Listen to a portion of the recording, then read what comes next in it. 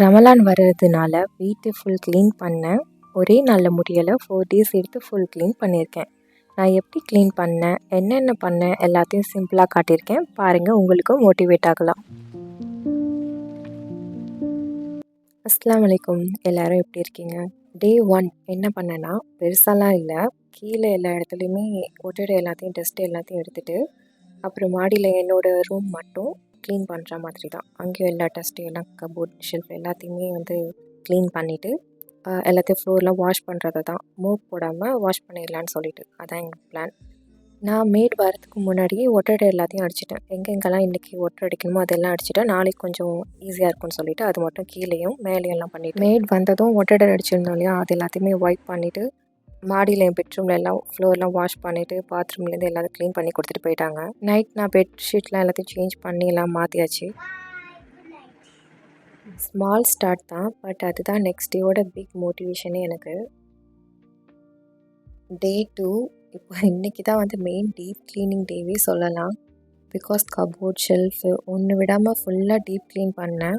இன்றைக்கி நான் ஸ்டார்ட் பண்ணதே இந்த வேக்யூம் கிளீனரை க்ளீன் பண்ணால் தான். அது ஃபஸ்ட்டு க்ளீன் பண்ணி வச்சுட்டு, நெக்ஸ்ட் ஃபேன் எல்லாத்தையுமே தொடச்சி வச்சிடலாம், டஸ்ட் எல்லாத்தையும். அப்போ தான் கொஞ்சம் ஈஸியாக அடுத்து இங்கே கீழே வீடெல்லாம் கழுவி விடுறதுக்கு ஈஸியாக இருக்குன்னு சொல்லிட்டு ஃபஸ்ட்டு ஃபேன் எல்லாத்தையுமே தொடச்சிட்டு இருந்தேன். கொஞ்சம் எனக்கு இது கஷ்டமாக தான் இருந்துச்சு. இதெல்லாம் அதிகம் நான் பண்ணதில்லை, அதனால் சரி ஓகே, வேறு வழி இல்லை. இதெல்லாம் பண்ணி வச்சுட்டா அவங்க மேட் வரும்போது அவங்களுக்கு வாஷ் பண்ண மட்டும் கரெக்டாக இருக்கும்.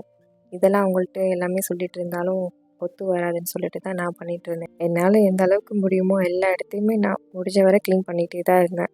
பசங்களுக்கு அன்றைக்கி சாட்டர்டேங்கிறதுனால ஸ்கூல் வேறு லீவு, அதில் வச்சுட்டு க்ளீன் பண்ணுறது தான் ரொம்ப கஷ்டமாக இருந்துச்சு. மண்டே இல்லை டியூஸ்டே ஒர்க் ஸ்டார்ட் பண்ணலான்னு தான் இருந்தேன். பட் நான் எங்கள் அம்மா வீட்டில் என் சின்ன பையனை விட்டுட்டு வந்திருந்தேன். வீடு க்ளீன் பண்ணணுன்றதுக்காக தான் விட்டுட்டு வந்தேன். பட் நாங்கள் வரும்போது அவன் அழுதுகிட்டே இருந்தானா, அது மனசே எனக்கு கேட்கல. சரி ஓகே, நம்ம சீக்கிரம் எல்லாத்தையும் முடிச்சிட்டாக்கா அவனை கூட்டிகிட்டு வந்துடலான்னு சொல்லிட்டு தான் பிளானையும் சேஞ்ச் பண்ணியாச்சு. நார்மலாக எல்லாருமே வீக்லி ஒன்ஸ் இந்த ஒட்டடைலாம் எடுத்து எல்லாமே க்ளீன் பண்ணுவோம். பட் இந்த ரம்லான் டைமில் தான் ஃபுல் டீப் க்ளீனிங்கே பண்ணுவோம்.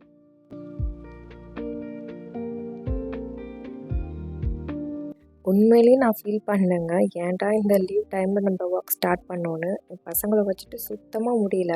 ஹெல்ப் பண்ணுறன்ற பேரில் ஹெல்ப் ஒரு 2% இருந்தால் 3%க்கு நம்மளுக்கு எக்ஸ்ட்ரா ஒர்க் கொடுத்துட்டு போயிடுறாங்க. அந்த மாதிரி ஒரு வேலை தான் பார்த்து வச்சுருந்தானுங்க. நான் இங்கே கிச்சன் க்ளீன் பண்ணிகிட்டு இருந்தேன். ஃபுல்லாக மேலே இப்போ க்ளீன் பண்ணிட்டா, நெக்ஸ்ட் கீழே இருக்க திங்ஸ் எல்லாம் மேலே எடுத்து வச்சிடலாம். அப்போ தான் அவங்க கிச்சன் ஃப்ளோர் வாஷ் பண்ணும்போது கரெக்டாக இருக்கும்னு சொல்லிட்டு.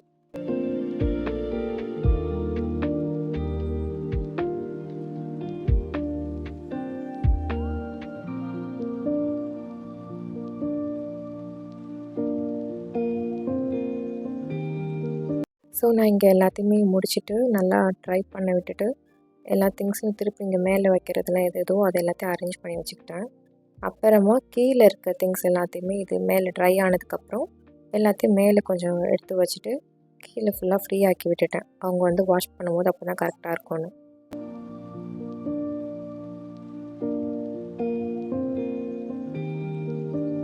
கிச்சன் வாஷ் பண்ணுறதுக்கு முன்னாடி சரி ஓகே, எல்லாருக்கும் ஒரு டீ போட்டு கொடுத்துடலான்னு சொல்லிட்டு எல்லாம் டீ போட்டு குடிச்சிட்டு, அப்புறமா இந்த கேஸ் ஸ்டவ் எல்லாத்தையும் க்ளீன் பண்ணி வச்சேன்.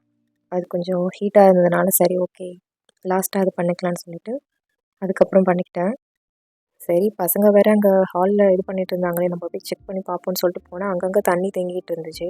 சரின்னு சொல்லிட்டு வைப்பரால் கொஞ்சம் கொஞ்சம் நானும் எடுத்து விட்டுட்டு தான் இருந்தேன்.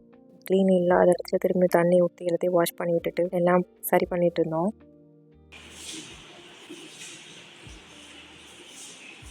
இன்னொன்று இந்த வைப்பரும் கொஞ்சம் சரியில்லை, அதில் எனக்கே கொஞ்சம் கஷ்டமாக இருந்துச்சு. அவங்களால எப்படி முடியும்? ஃப்ளோர் ட்ரை ஆனதுக்கப்புறம் மேட்ஸ் எல்லாத்துக்கும் போட்டுட்டு பார்க்க தான் கம்ப்ளீட் நீட்னஸோடு இருந்துச்சு.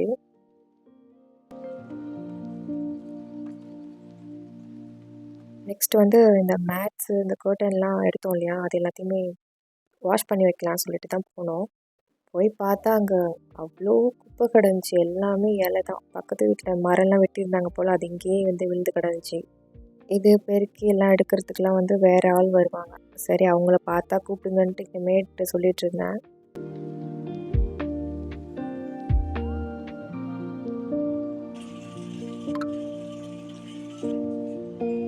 மேட்ஸு கர்ட்டன் எல்லாத்தையுமே ஊற வைக்கலான்னு சொல்லிட்டு அதுக்கு ரெடி பண்ணிகிட்டு இருந்தாங்க. இன்றைக்கி எல்லாமே பண்ணி வச்சா தான் நாளைக்கு வந்து வாஷ் பண்ணி ட்ரை பண்ண கரெக்டாக இருக்கும். அதில் எல்லோ கலரில் ஒரு கர்டன் இருக்குது, அது ரொம்ப பெருசு. அதை ரிமூவ் பண்ணுறது கொஞ்சம் டிஃபிகல்ட்டாக தான் இருந்துச்சு. எனக்கு தெரியும், நான் ஏணி போட்டாலும் அது எனக்கு எட்டாது நீ ஹைட்டுக்கு. ஸோ என் தம்பி வந்திருந்தான், அவனை விட்டு தான் அதை ரிமூவ் பண்ணி கேட்டிருந்தேன். அந்த ஒரு கர்ட்டனே ஒரு பக்கெட் ஃபுல்லாக, மொத்தம் 2 கர்டன் அது. அப்புறம் எல்லாத்தையுமே செப்ரேட்டாக வந்து வாஷ் பண்ண ஊற வச்சுட்டு வந்தாச்சு. டே 3 எங்கள் நல்ல நேரம் போல் மேட் வந்து நெக்ஸ்ட் டேவே வந்து கரெக்டாக அவங்கள கூட்டிகிட்டே வந்துட்டாங்க. டெரஸ் க்ளீன் பண்ணுறதுக்கு எல்லாத்துக்கும் கரெக்டாக இருந்துச்சு. ஏன்னா அவங்கள்ட்ட ஃபோன்லாம் கிடையாது, ஏதோ பார்த்தா கூப்பிட்டுட்டு வர்றது தான். ஸோ கூட்டிகிட்டு வந்தாங்க.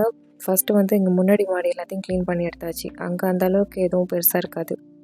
பின்னாடியில் தான் வந்து நிறையா அங்கே திங்ஸ் இருக்கிறதுனால எல்லாத்தையும் ஒன்று ஒன்றா எடுத்து ஒட்டடை எல்லாத்தையும் டஸ்ட்டிலேருந்து எல்லாத்தையும் க்ளீன் பண்ணிவிட்டு அப்புறமா வந்து பெருக்கி எடுத்தாங்க எல்லாத்தையுமே.